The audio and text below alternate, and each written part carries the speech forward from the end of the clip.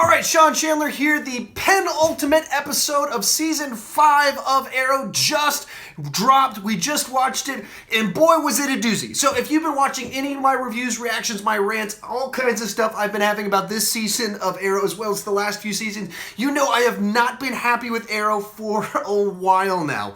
They've been making a lot of weird choices in just the dynamic of Felicity, what they've done with her and her relationship to Oliver is just weird and not great. And so I haven't been crazy about it, so I'm excited with what they've been doing the last few episodes. Julian Ferrar says, hey, movie crew says, hey, back to you. So I haven't been crazy about what they've been doing with the show, and then so much drama, so many lectures about trust and other things. So this show's been very frustrating for me for 3 seasons now. But there's still hints and moments of what I want. And all the stuff that made me love the show in seasons 1 and 2, every time I'm about to give up, they come back to it and they give me something that I do like.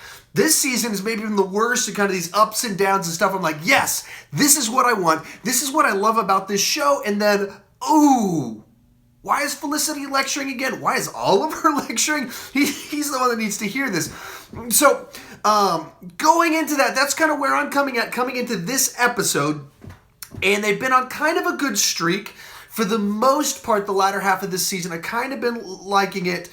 So we're on our next to last episode, and essentially they did kind of the stock superhero big action blockbuster plotline of the villain gets captured, and it was all part of the plan. That's kind of, I guess, what they call that trope. In particular, the all part of the plan trope, where our villain gets captured, our heroes think, we got him, and then it turns out, no, it was all part of the plan. He's got something else in the works. That's the plot, essentially, for this episode. They capture Prometheus at the end of the last one. He gives up. Oliver thinks that he talked him into it. Ryan O'Toole says, hello, Sean. Shout out to Ryan O'Toole. Head on over to his channel. Subscribe, all that fun stuff. Thanks for joining in.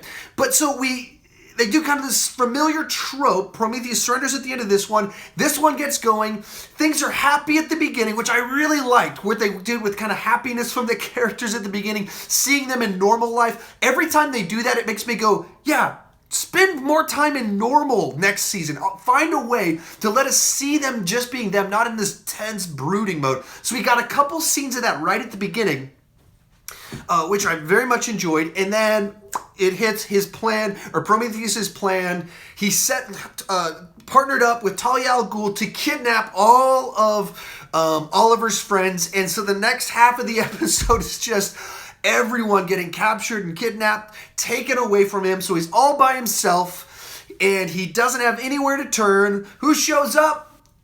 Malcolm Merlyn. Malcolm Merlyn, our favorite guy to love and hate at the same time, shows up. You never knows where he falls on most things.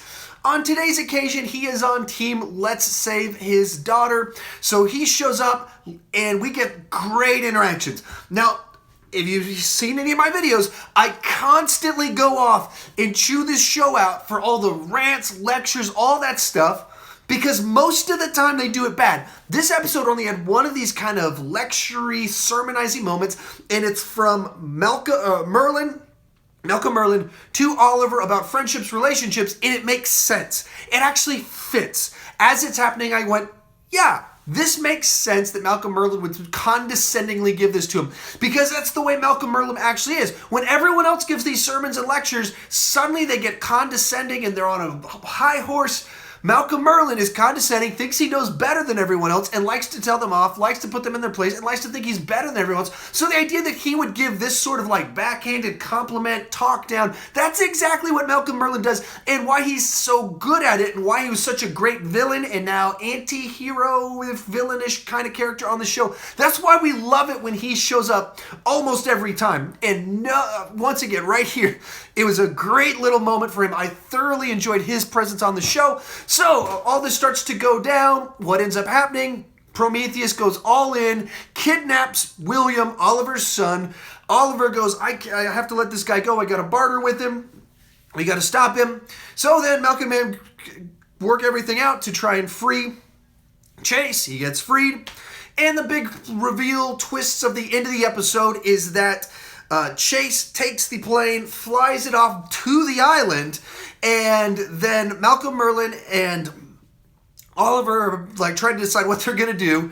And then Nisi Al Ghul shows up, and so they're going to partner up, which is a lot of fun. And our final big reveal, the one that I guess we kind of knew in a sense was coming, Oliver goes to Deathstroke to ask for help to try and stop them. Which, if you're trying to set me up to be like, all right, I've been lukewarm on this season, but man, they're going to try and make this thing awesome for the finale, they're setting it up nice. Like, if they failed in so many things up to this point in time. But the big showdown, we get Deathstroke, Malcolm Merlyn. So season 1 and season 2, well, I guess even more than that. So you have the League of Shadows, season 3's bad guy. You have season 2's bad guy in Deathstroke. You have season 1's bad guy in Malcolm Merlyn, all kind of coming together in one sort of showdown to take off down season 5's bad guy, who's also teamed up kind of with season 3's bad guy. That sounds like an awesome showdown for a finale to me. So if they're trying to get me excited, they're succeeding in that. And especially because this was a stronger episode with less of the sermonizing, less of the weird stuff that holds the show back, that makes us forget why we like it. When I'm seeing Oliver lecture Felicity, I go, what am I watching again? When it's just a teenage drama between them, like, I get healthy drama, a certain amount of tension because that happens in real life. But when it just turns into the melodrama constantly between Oliver and Felicity and the lecturing, the sermonizing, it loses me. This episode focused on action. Bad guys kidnapping people, heroes trying to stop them, and our hero having to make compromises by partnering with people he would not otherwise partner with to stop a greater bad guy. That's what I want. That is drama. That's a superhero type storyline.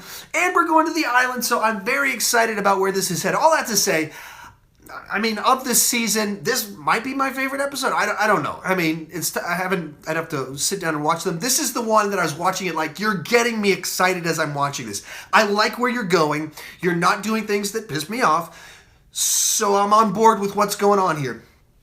Because it was a superhero episode. That's what we want out of this show, and that's what they gave us. So I was very, very fond of that. So anyway, that's my take on it. I've been seeing a few people coming and going. If anyone has any thoughts, I might interact back and forth with you. But yeah, I'm very excited for where they left this one, leaving a nice space for a really cool season finale.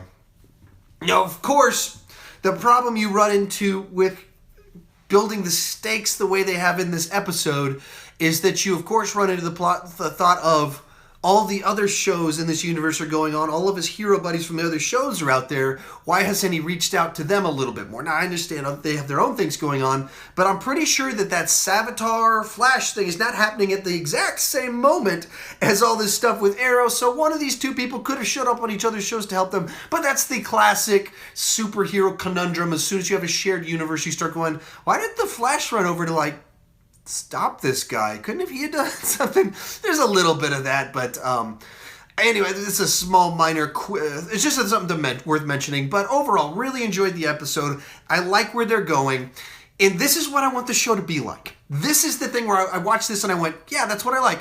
The movie crew says hi. Nice shout out to you. Hey, back to you, the movie crew. Thanks for watching. That's kind of my take on things. So anyway, if you guys are watching, just know that I'll be back next week for the season finales. Tuesday for The Flash at 8 Central, and then on Wednesday at 8 o'clock for Arrow's finale. That's my plan. So if you kind of want to check in with my thoughts on all these, join the conversation. The Flash conversation gets really lively. A lot of people chime in as that one's going live. So if you kind of like the live reaction and kind of get the vibe for what people are thinking and their theories, join us next Tuesday at 8. It's probably at 8:05. I might try and do something interesting with that one to get my wife to join in to run the comment section, because it got a little bit too lively for me yesterday. Gamer Cop says, hey, I am not up to date on the series, but I thought I'd say hi. Well, hello back to you. I greatly appreciate you joining in, even if you're a little bit behind on the show. Just so you know, Season 5 is really hit or miss. Some episodes are really good, some are not so good. This episode that I'm talking about now, really cool episode. Very superhero-ish type stuff, plot lines, consequences. That's what's going on in this episode.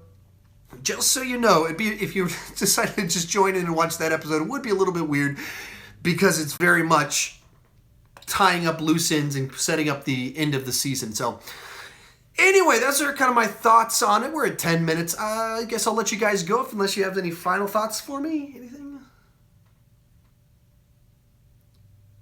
All right, if you're new to my channel, please consider clicking that subscribe button. I do movie reviews, TV reactions like this one. I also do some trailer reactions. I got a movie quiz or a movie trivia show called Masters of Movie Trivia. I do that with some other YouTubers just to see who the master of movie trivia is.